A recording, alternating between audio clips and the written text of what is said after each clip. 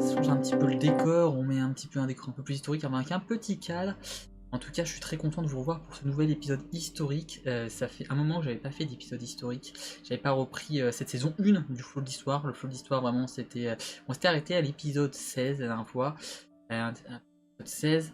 Et du coup, là, on va passer à l'épisode 17. 17, cet épisode-là, consacré à l'éducation et l'éducation et Socrate, bien sûr, le père de la philosophie, un des penseurs grecs les plus importants de notre époque, un penseur qui a du coup mis en place ce qui est l'histoire de la philosophie. Donc je vais en parler en long et en large. Donc dans cette première partie, je ferai vraiment un épisode de podcast consacré à Socrate. Donc si vous avez des questions par rapport à la période historique, par rapport à Socrate, par rapport à son apport, à son impact, à sa vie, eh ben, vous avez tout le loisir de les poster en commentaire dans le chat. C'est fait pour ça, pour parler de ça. Donc ça sera la première partie. On fera vraiment l'épisode de podcast qui sera après remis en version bien sûr podcast et en version YouTube, en version vidéo. Donc pour ceux qui n'auront pas l'occasion d'être parmi nous ce soir, tant pis pour eux, il y aura cette possibilité qui sera donnée.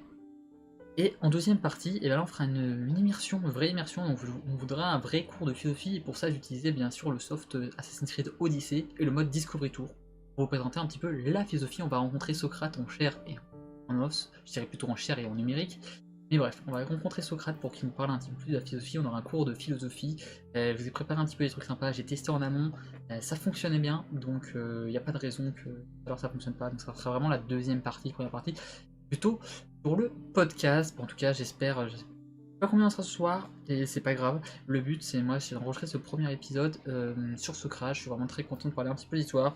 Donc pour ceux qui connaissent pas le concept c'est simple. Moi, je suis le capitaine Romain Rivière. Je vous souhaite la bienvenue à bord du flot de l'histoire. N'hésitez pas à me dire s'il y a des problèmes de son, d'image et tout. On va régler ça. J'ai 2 caméras à tester. Donc voilà, là on est à bord du flot de l'histoire. Hop, et là je passe en mode podcasting. On est en mode podcast.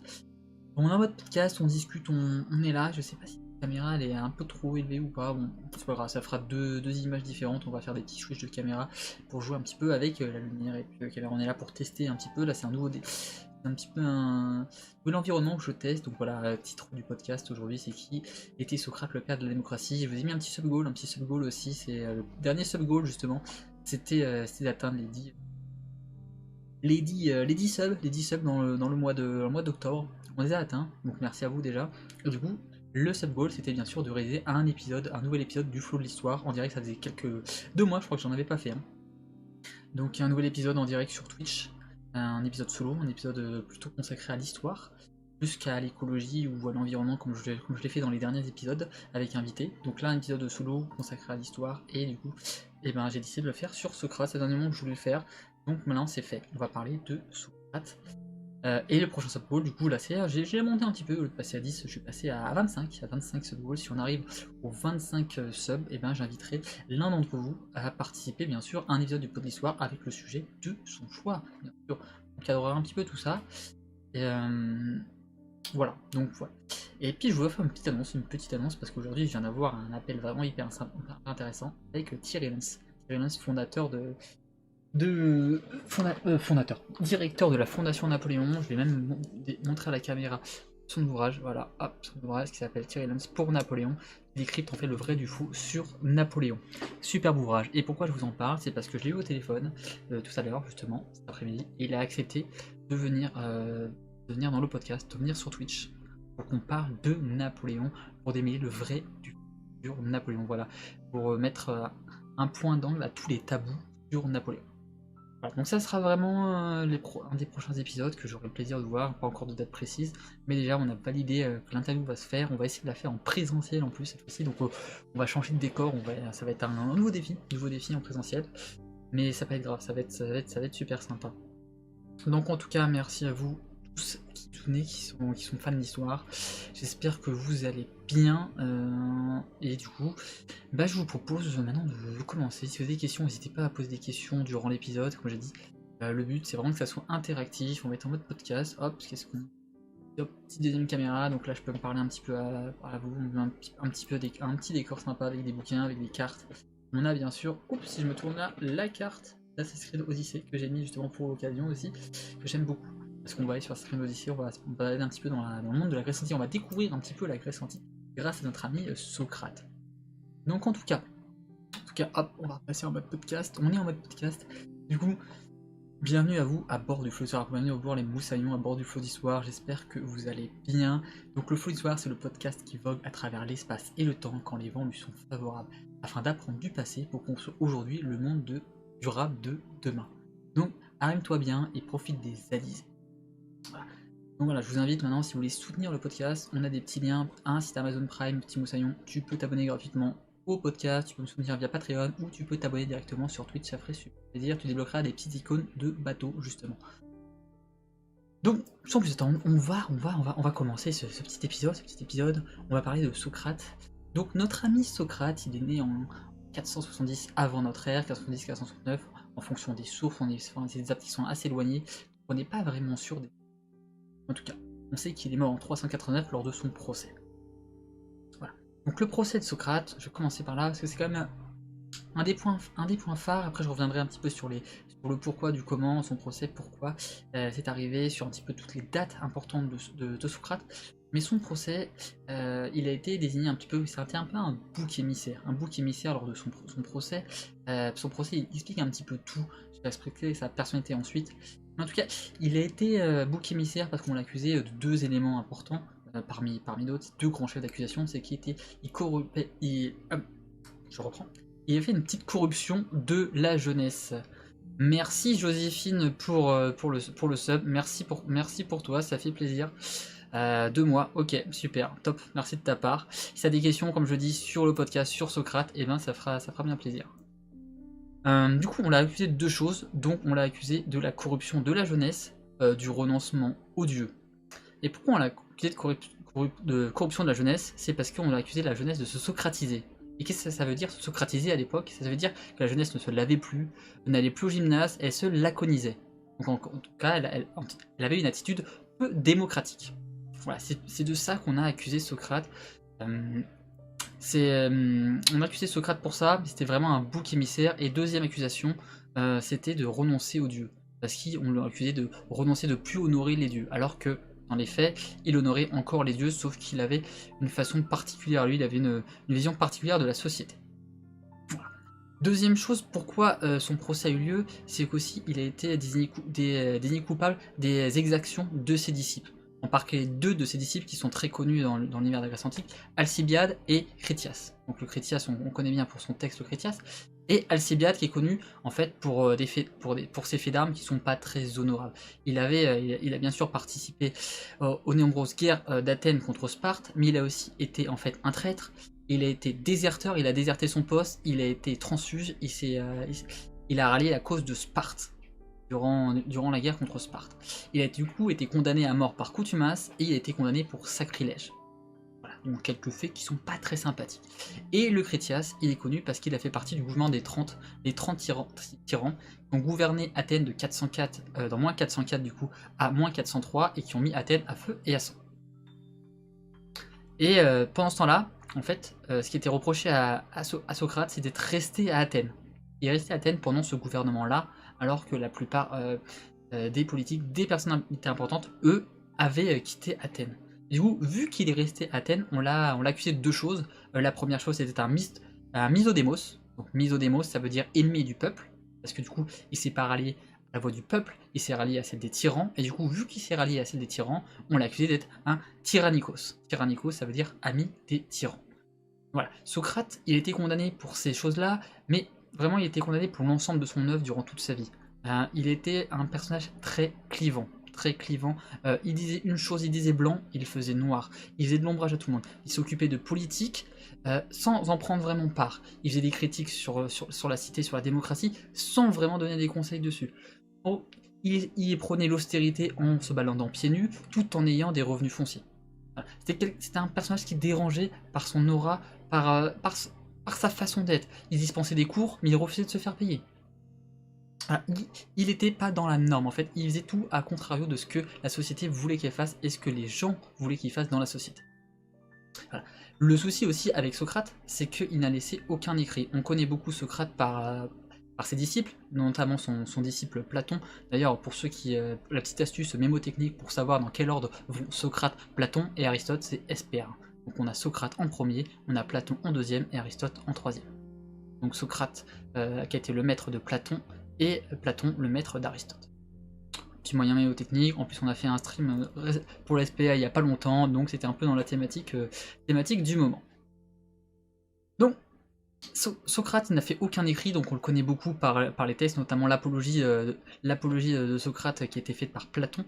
On connaît beaucoup par ses disciples en fait qui ont partagé sa parole, parce que c'était un grand orateur. Il a beaucoup parlé et ses disciples en fait, ils l'adoraient tellement, ils ont écrit beaucoup de choses sur lui. Donc on le connaît beaucoup par les écrits de ses disciples, mais pas par ses écrits à lui, car on n'en a aucun. C'est un peu malheureux, c'est un peu dommage, mais en tout cas, sa pensée a perduré parce qu'il est considéré comme le père de la philosophie. C'est aussi le père du doute, le doute. Remettre en cause les choses, j'y revenir un petit peu plus longuement après. Socrate, c'est aussi une phrase célèbre que je pense que vous connaissez, que tout le monde connaît. C'est la seule chose que je sais, c'est que je ne sais rien. Je l'avais mis en lien sur le post parce que cela, je la trouve assez incroyable. Cette phrase-là, elle signifie en fait énormément de choses pour moi. Elle signifie en fait le fait que la seule chose que je ne sais, c'est que je ne sais rien. C'est que par rapport à la connaissance éternelle, la connaissance globale du monde, et ben, plus on apprend de choses, plus on se rend compte en fait qu'on sait peu de choses par rapport à la globalité des connaissances qu'il y a à acquérir. Voilà, et qu'on est du coup peu de choses. Voilà.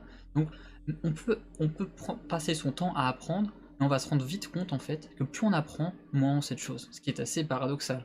Mais c'est ça en fait, parce que plus on apprend, plus on se rend compte qu'il y a des choses à apprendre, et du coup, moins on en sait par rapport à tout ce qu'il y a à apprendre.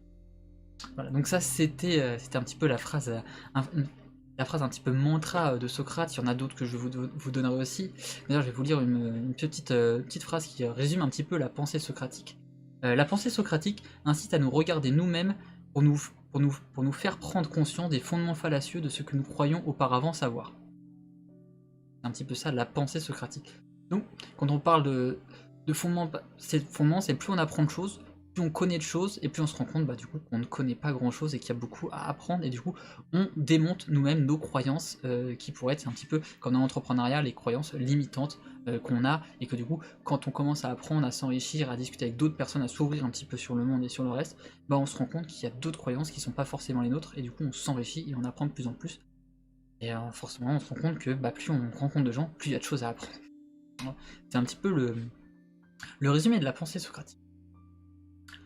Donc, un petit peu quelques éléments sur Socrate en lui-même. J'ai dit tout à l'heure qu'il y avait un penchant pour la contradiction. Il intervient en politique sans y prendre part. Comme dit, il intervient en politique, comme dit, il fait des textes sur la politique, mais lui-même, il n'est pas engagé en politique. Il ne prend pas part pour un parti politique en place, il ne prend pas part au débat sur l'Assemblée, mais du coup, il donne son avis sur la politique en lui-même de la cité sans s'impliquer vraiment dedans. Voilà. C'est assez clivant comme attitude. Il était aussi brillant qu'Isaac Pérez, ça je l'ai dit. Il y avait aussi son attitude vestimentaire, il était dans la sobriété, ça me dit, il avait des revenus fonciers, donc il avait de l'argent, mais il ne gagnait pas l'argent par lui-même, par son travail, parce qu'il refusait de se faire payer. Du coup, il y avait une attitude de sobriété vestimentaire, il avait un simple manteau, et il marchait pieds nus. Voilà, il marchait pieds nus, c'est quelque chose qui était, même pour l'époque, qui était assez inconcevable et qui n'était pas recommandé ni recommandable. Hein. C'était ses contemporains, les gens qui faisaient partie de sa catégorie sociale, ne marchaient pas pieds nus. Il y a aussi un élément aussi qui a fait que son procès a eu lieu aussi, un élément qu'il a décrédibilisé énormément, c'est le vote lors de la bataille, après le retour de la bataille des Arginius. Bon, la bataille des Arginius, pour faire un bref résumé, c'est une bataille maritime, du coup, où Athènes a perdu, et en fait, les généraux ont décidé en fait d'effectuer une retraite sans récupérer les corps des soldats qui étaient tombés à l'eau. Les soldats morts qui étaient tombés à l'eau. Ils sont partis en fait en laissant les corps sur place. Et ça crée une politique énorme. Et en fait, tout le monde dans la cité d'Athènes, en fait, tous ceux qui avaient le droit de vote à ce moment-là, les épistates ont condamné les généraux pour sacrilège. Parce qu'ils n'ont pas honoré les morts. Honorer les morts à cette époque-là, c'était quelque chose, encore aujourd'hui, mais à Athènes, c'était primordial. On devait honorer les morts pour le repos et le salut de l'âme. On est quand même dans une civilisation où on croit énormément aux dieux, à la réincarnation encore. Hein. Donc là, on les a livrés à Hadès sans qu'ils aient le repos qui leur était dû. Donc ça, c'était un sacrilège. Donc tous les épistates, en fait, ont voté pour, en fait, condamner les généraux athéniens. Et Socrate, qui à ce moment-là était l'épistate des Prytanes, en fait. Donc, était l'épistate des Prytanes, donc en fait, il était le chef de l'État. En gros, le chef de l'État, le gardien, c'est lui qui avait la clé de la ville, c'est lui qui était le responsable, en fait, de tous les Prytanes. et bien lui, il a voté contre. C'est le seul qui a voté contre la condamnation. Donc ça lui a valu une énorme animosité publique. Voilà, donc ça renforçait le fait qu'on disait qu'il était antidémocratique. Antidémocratique, démocratique a un petit peu le sens un petit peu différent qu'on a aujourd'hui, mais en tout cas il était contre les intérêts de la cité athénienne, parce que du coup les généraux avaient été contre les intérêts de la cité, et du coup en cautionnant ce geste, Socrate montre qu'il est contre les intérêts de la cité. Donc j'ai dit qu'il avait refusé de se faire rémunérer. Il y a un épisode que je vous invite vraiment à découvrir, j'aurai pas le temps d'en parler plus longtemps ici, mais il y a en 423 avant Jésus-Christ, il y a Aristophane qui est un dramaturge, qui en fait a représenté Socrate dans sa comédie les Nuées. Donc le philosophe, il combattait Sparte à Amphipolis, et il l'a résumé, en fait, il a fait une critique, en fait, il l'a montré sous les traits d'un charlatan, qui enseignait en fait aux jeunes gens des choses fallacieuses, dégradantes, qui étaient à l'encontre des valeurs de la cité athénienne. Voilà. Donc c'est un ouvrage qui est une petite comédie qui est vraiment intéressante pour comprendre en fait comment était perçu Socrate à son époque-là. Parce que nous, on a peut-être une vision un petit peu grandiose, grandiloquente de Socrate, mais à cette époque-là, il était très très mal perçu. En tout cas, il avait une relation très... En gros, c'était un personnage qui dérangeait. Il dérangeait par son attitude, grande intelligence, je vais en revenir un petit peu, il fascinait un petit peu les foules, fascinait la jeunesse, il avait des disciples qui lui étaient dévoués corps et âme, on le voit quand il voit la ciguë à la fin de son procès et qu'il accepte la condamnation. Je vais expliquer d'ailleurs pourquoi il a accepté cette condamnation à mort, alors quand il y avait des tentatives pour le faire s'échapper, pour qu'il quitte la cité, mais du coup il a vécu toute sa vie à Athènes, du coup il était dévoué corps et âme à la cité d'Athènes. Voilà, il avait vraiment un profond respect pour Athènes et un patriotisme profond. D'ailleurs je vais en revenir, c'est vraiment ces aspects-là qui ont fait qu'il a terminé, qu'il s'est donné la mort. Et même durant son procès, il aurait pu, c'est pas l'objet ici de parler de son procès, mais il aurait pu s'en tirer à moindre frais avec une amende. Mais Socrate est un personnage qui est un beau parleur, qui est un orateur, et il voulait se défendre jusqu'au bout pour les principes qui étaient chers, qui sont la morale et la justice. Je vais revenir justement dans la deuxième partie de cette présentation de Socrate. Je vais donner quelques dates un petit peu pour essayer le personnage, pour voir un petit peu les dates que j'ai trouvées un petit peu importantes sur Socrate. Donc en 420 avant Jésus-Christ, l'oracle de Delphes a déclaré qu'il était le plus sage des hommes. L'oracle de Delphes a déclaré que Socrate était le plus sage des hommes, donc Socrate s'est mis du coup il a pris ça pour argent comptant, du coup il s'est mis à redoubler de travail, à se concentrer sur son travail, et ça lui a donné un petit peu un ego un peu surdimensionné, où il s'écrit du coup plus fort que tous les autres et plus grand que tous les autres. Deuxième date un petit peu importante, ça serait en 412 avant Jésus-Christ, le Socrate rejette l'invitation du roi Archélaos de Macédoine à venir à sa cour où vivent déjà Agathon et Euripide. Agathon et Euripide qui sont aussi deux personnages importants de l'époque, c'est un petit peu des stars aussi de l'époque, si le terme star n'existait pas, c'est un peu comparatif, qui sont un petit peu nos chanteurs, nos pop stars aujourd'hui, notre mix de chanteurs de politique et de gens d'influenceurs un petit peu de l'époque. Voilà, donc le roi Archélaos avait envie d'avoir Socrate pour sa cour, et il a refusé. Voilà. Donc là, forcément, il a perdu les soutiens de la cour de Macédoine, parce que Socrate était attaché, comme je disais, à la ville d'Athènes, donc il n'a pas voulu quitter Athènes. Il a quitté très très peu Athènes. Les seules fois où il a quitté Athènes, quasiment, c'était pour aller faire la guerre quand il a fait son service militaire, son service phébique.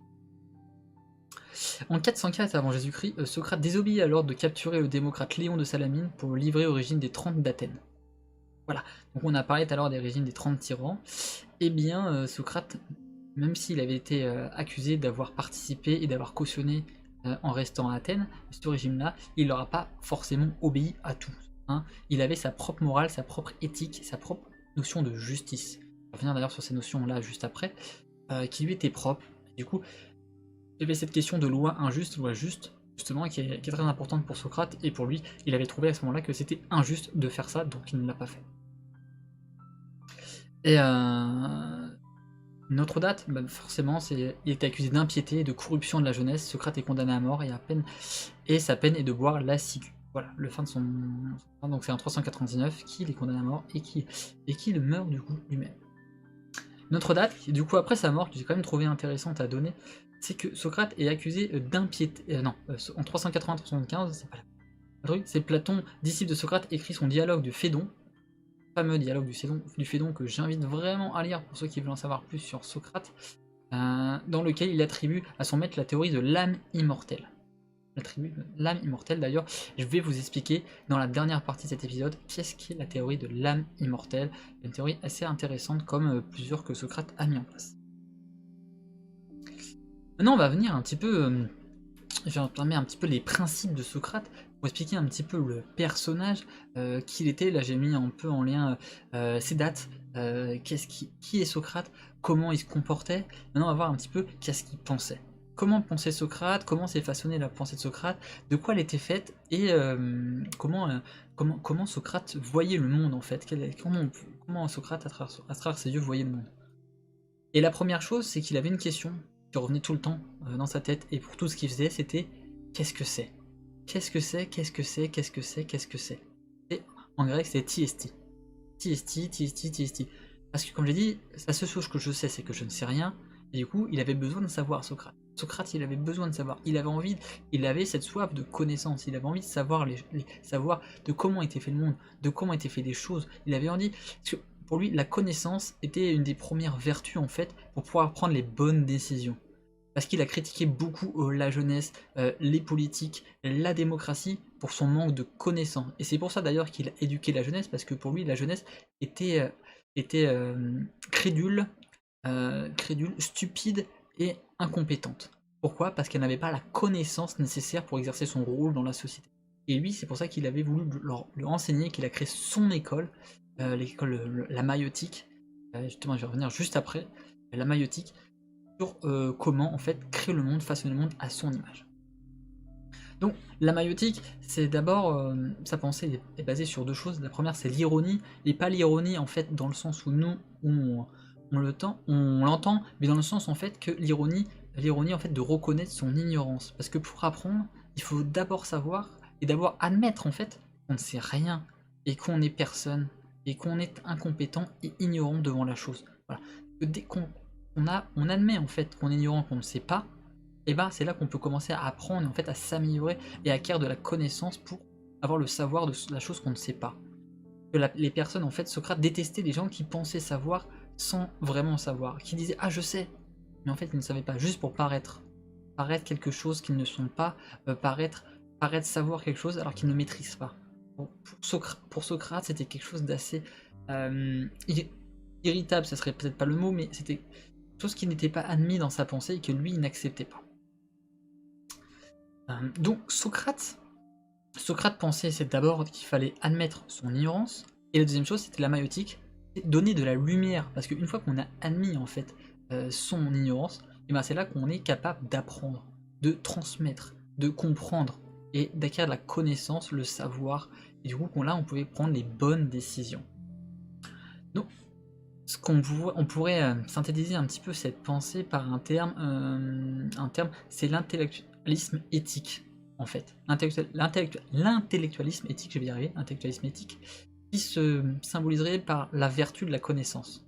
La vertu de la connaissance dans le sens où la connaissance permet en fait d'être une meilleure personne, de se sentir mieux et de pouvoir aider en fait son prochain et les autres. Et c'est ce que Socrate faisait en fait en prodiguant son enseignement gratuitement. C'était en fait, il permettait en fait de diffuser cette connaissance pour créer une osmose intellectuelle, un vivre ensemble en fait de gens qui savent de quoi ils parlent et qui sont capables de prendre des bonnes décisions. Et c'est ce que Socrate voulait en fait. Il souhaitait acquérir le meilleur et diffuser le meilleur à tous. Donc, deuxième chose, j'ai dit que c'était un patriote, un vrai patriote, et là on va comprendre pourquoi c'était un patriote. C'est un patriote par la morale. Par la morale, c'est un patriote parce qu'il était attaché profondément à la cité d'Athènes. Il avait vraiment une attachée. Il était propriétaire foncier, donc il avait acheté, il avait des terrains sur Athènes. Mais du coup, sa morale lui a coûté la vie. C'est comme ça qu'il est mort. Il y a Platon qui dit d'ailleurs dans le Criton, il n'est jamais permis d'être injuste, ni de rendre injustice de rendre injustice pour injustice et un mal pour un mal. Voilà. Il n'est jamais permis d'être injuste, ni de rendre injustice pour injustice et un mal pour un mal. Voilà. C'est un petit peu ça qui symbolise en fait le pourquoi de Socrate est mort. C'est que même si quelque chose est injuste, eh ben, tu n'as pas le droit de le compenser par une autre injustice. Parce que ça serait aussi injuste. Hein, on n'est pas œil pour œil, dent pour dent. On est vraiment dans le truc, c'est quelque chose d'injuste. Il ne faut pas y répondre par une autre injustice. On peut y répondre que par la justice. Parce qu'il y avait aussi ce principe des lois. Thomas d'Aquin n'était d'ailleurs pas du tout d'accord avec ça. Saint Thomas d'Aquin prenait qu'une loi injuste, justement, on pouvait la réformer pour. Si une loi était injuste, on pouvait se rebeller contre le fameux droit de résistance. Mais pour Socrate, il n'y avait pas, parce que la loi était fondamentalement juste. Le principe des lois est d'agir dans l'intérêt de tous, même si elles peuvent paraître injustes. Quiconque décide à son tour de commettre une injustice trahirait alors le principe même de la justice. Voilà, c'est comme ça que Socrate voyait le droit, voyait la justice. La loi, c'est la loi. Donc, pour aller un petit peu plus loin dans ce principe de justice, en fait, dans la vision de Socrate, il est inconcevable, dans la vision de Socrate, de commettre une injustice de son plein gré. Voilà. C'est vraiment quelque chose qui est condamnable. Condamnable par-dessus tout. Voilà. Respecter le principe de justice, sa propre vision morale, ainsi que le respect de la justice. Vraiment, c'est vraiment la justice, pour Socrate, c'est important, c'est vraiment un de ses piliers avec la morale. Ça va de pair, les deux vont de pair, on ne peut pas les dissocier. La justice, c'est la justice. Et il faut respecter en fait les décisions de justice. C'est pour ça que lui, il a respecté celle d'être condamné à la ciguë. Socrate disait d'ailleurs, c'est un petit peu vision de Socrate qui est théorisée par Kant, par Emmanuel Kant, il disait que pour lui, le peuple serait alors à la fois, si en fait il s'adusait le droit de justice, bien sûr, le peuple serait à la fois sujet et souverain.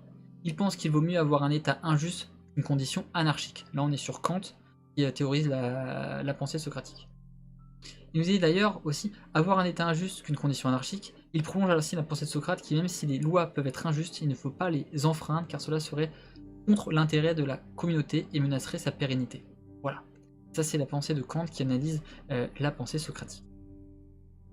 Ça revient à ce que je viens de dire, c'est vraiment la loi. C'est la loi. Si on commence à dire que la loi, elle n'est pas valide et que du coup, nous, en tant que citoyens, on a le droit de ne pas la respecter, et bien comme on dit, c'est la porte ouverte à toutes les fenêtres, et du coup, c'est là que commence la rébellion, et on met en péril en fait, l'harmonie de la société, le respect de la société et de la communauté, en fait, le vivre ensemble. On met en péril ce vivre ensemble, et du coup régi par du coup par la loi.